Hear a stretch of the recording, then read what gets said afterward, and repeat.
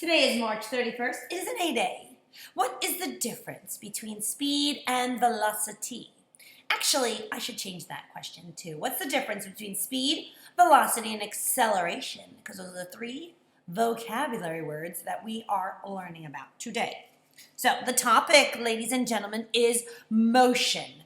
Everybody loves to watch fast cars. Well, a lot of people do. Cars that go fast. We publicize this a lot. Porsche, BMW, fast cars, motorcycles. When we were little, we played with cars all the time. We went vroom, vroom, vroom, made them go really, really fast. So we're going to be talking about those three words, speed, velocity, and acceleration. While they're related, they're not the same. A lot of people use speed and velocity interchangeably, but they're not the same. So let's see, shall we?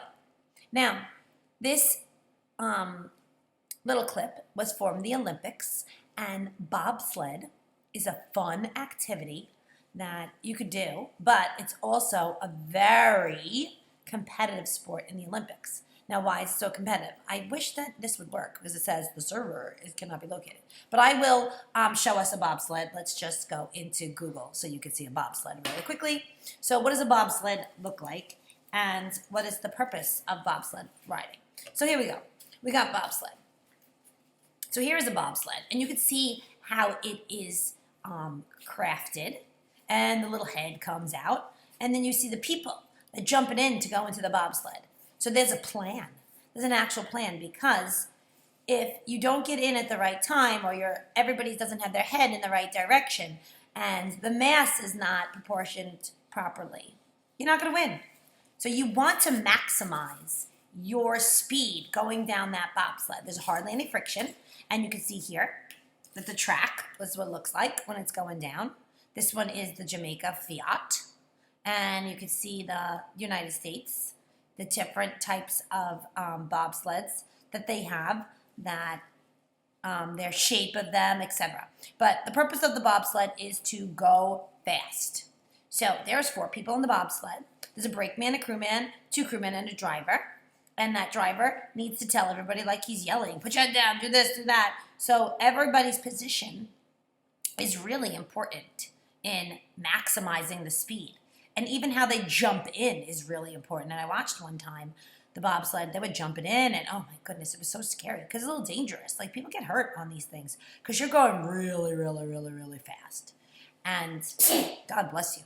And the bobsled has different types of motions that impact it, like gravity pushes it down. There's wind that can get in the way. There's friction that can get in the way. If you hit the sides, that's it. You're slowing down. You're done. So you want to try to stay as much as you can in the center. You want to have the least amount of air resistance, so everybody wants to put their head down because they want to win. They want to gain the best motion ever. So at the end, if we have enough time, or maybe even tomorrow, we can do a little bobsled video, and you can watch. And we'll watch, probably tomorrow, we'll also watch Usain Bolt running, because these are little fun little things that we can add to our presentation. But I didn't want to make this presentation that too long, so that's that. All right, so bobsled for the Olympics, pretty cool. All right, motion. What is motion? Motion is a change in position relative to some fixed object or place. Now, the question says, how do you know this car is moving? Now, I can blow up my own spot and say, you know what? This car really isn't moving. And any of you that draw would realize that right away. You want to make an animated movie or a cartoon. You make those little flip books. How do you make those flip books? You draw a picture, and you could draw a simple one with a circle. But you need a lot of pages, right? You want to make that circle move. So you make the circle in the middle, then you move it over slightly on the next page, and a little bit more on the next page, and a little bit more on the next page, and you move it up and down, etc., etc. So when you flip through the pages, it looks like the ball is moving, but it's just in a new position. And that's pretty much how we judge motion. Your brain looks at something and says, okay, is it in the same spot it was 5 minutes ago? No, so it must be moving. But we have to compare it to something that's already there.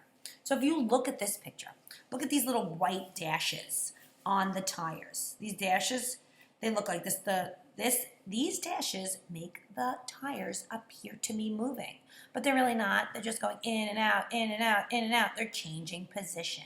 Same thing with the trees.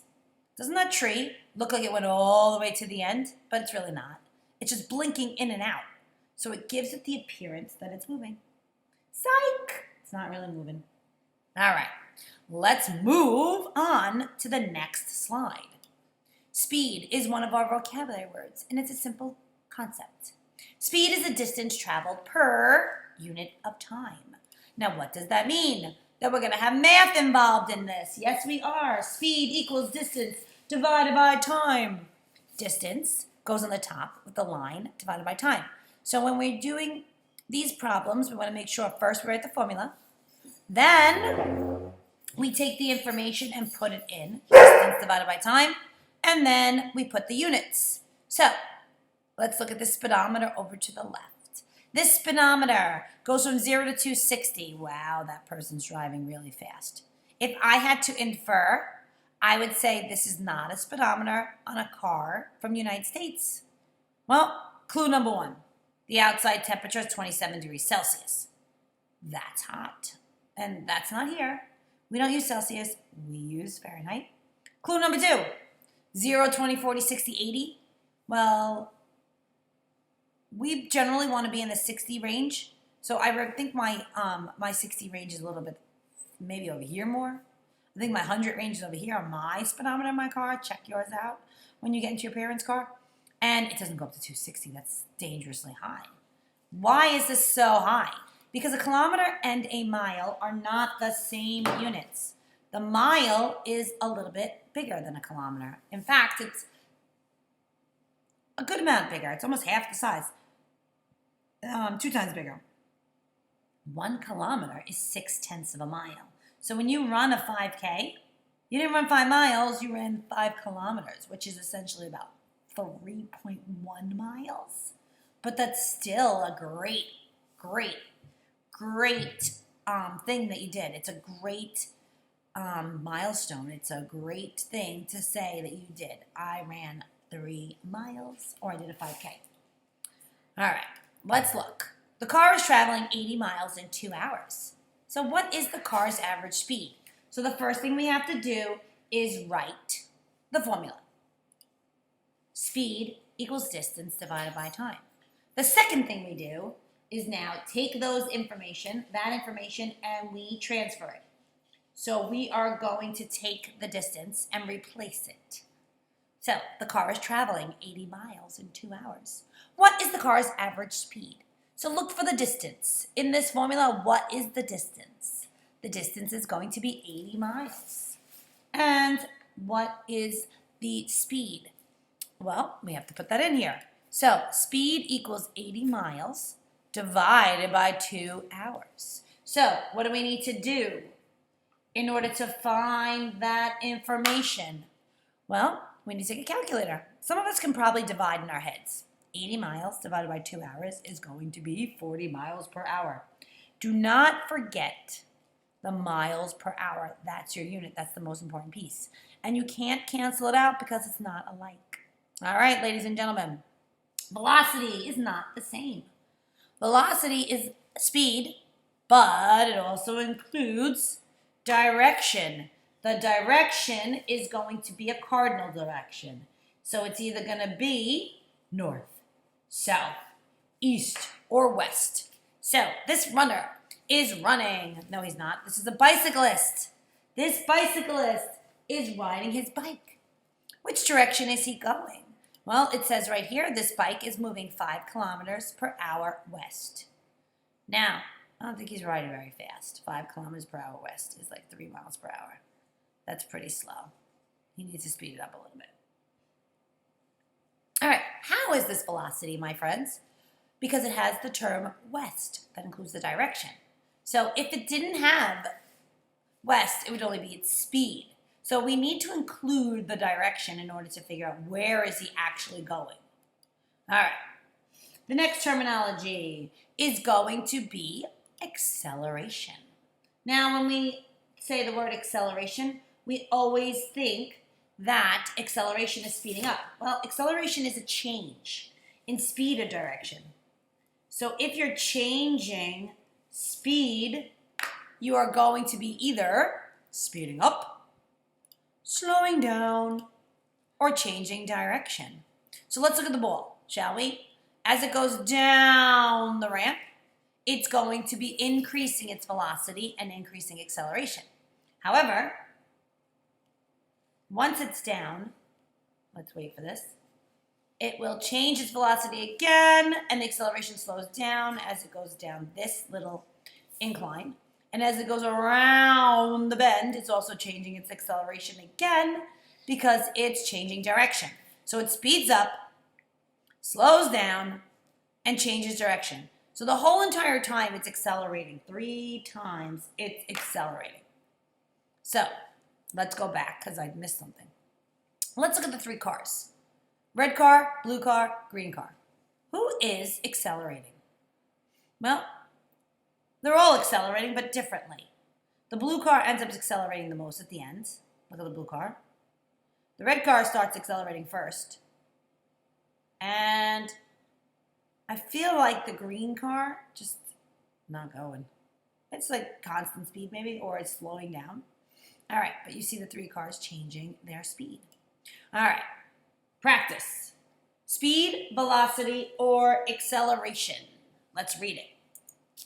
A car starts from a stoplight and is traveling 10 meters per second east in 20 seconds. The question is this an example of speed, velocity, or acceleration? Let's see. Well, we have east here, 10 meters per second east. So we know we have direction. 20 seconds tells us that it had a change in time. But this is 10 meters per second. So it's at a stoplight. So if you're at a stoplight, do you have any speed? Nope. You're totally speedless. So you get faster.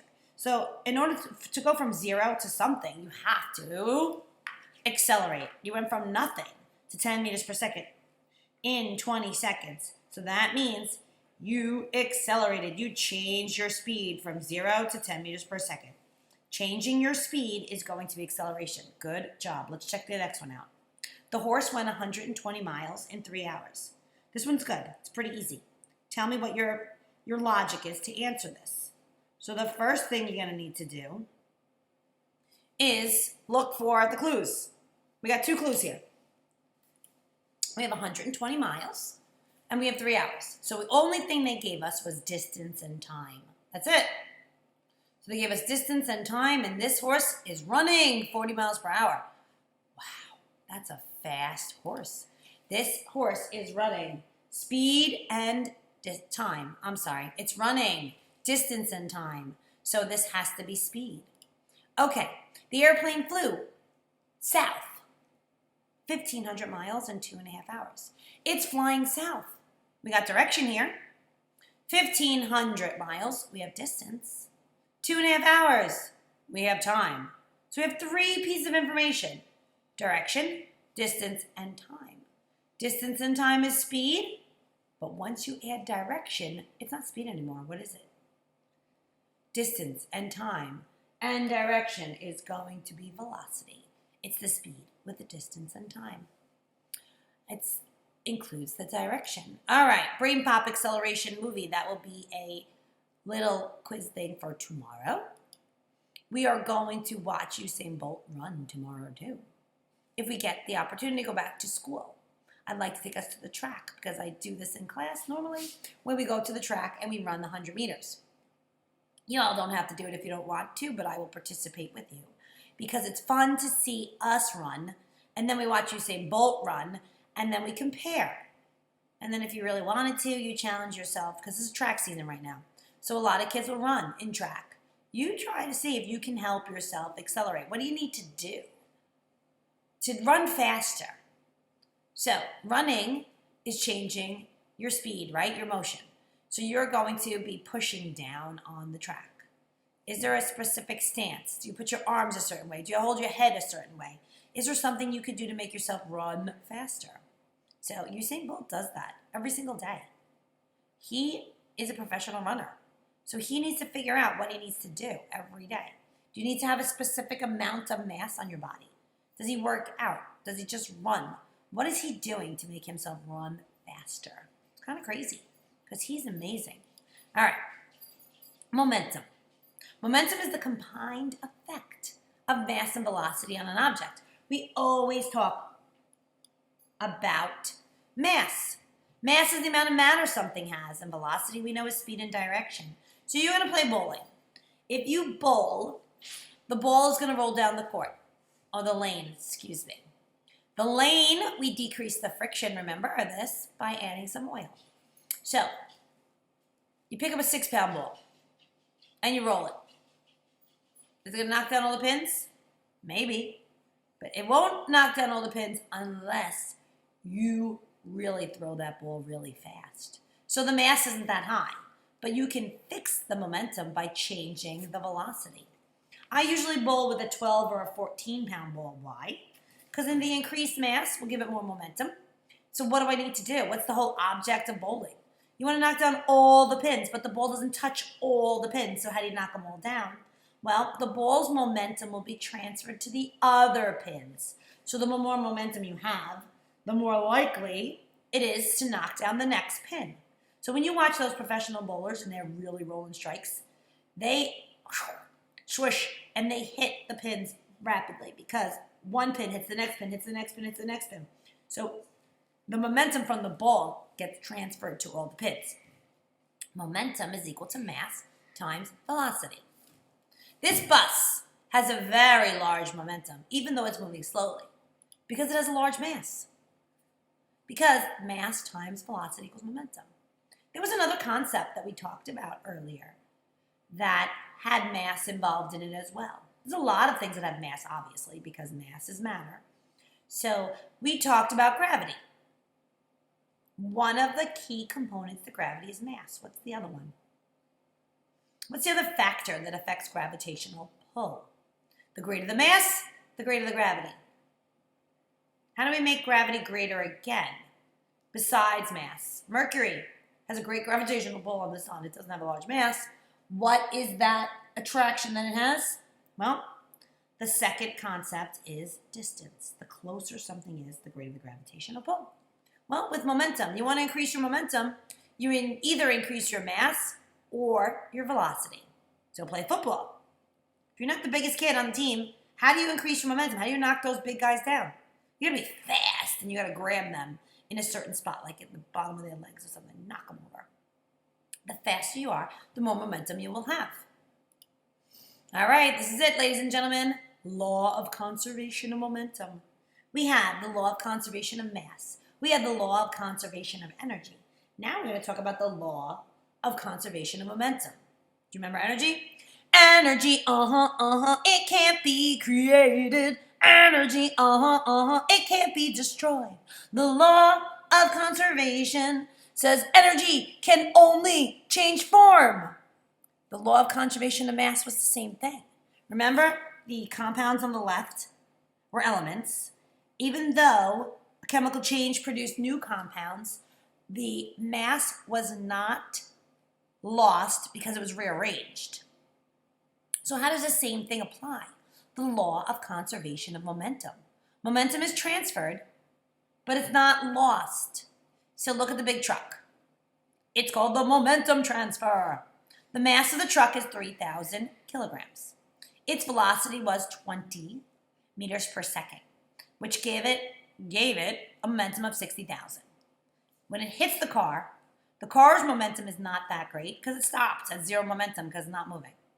However, once the truck hit it, it transferred some of its momentum over. So the truck's momentum changed to 45,000, but the car's momentum changed to 15,000. You add them up, that equals 60,000.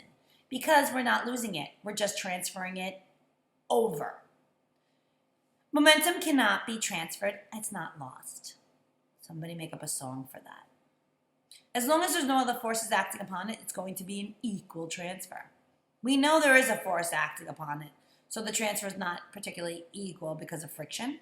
But in a perfect world, we would have perfect transformation. All right, guys.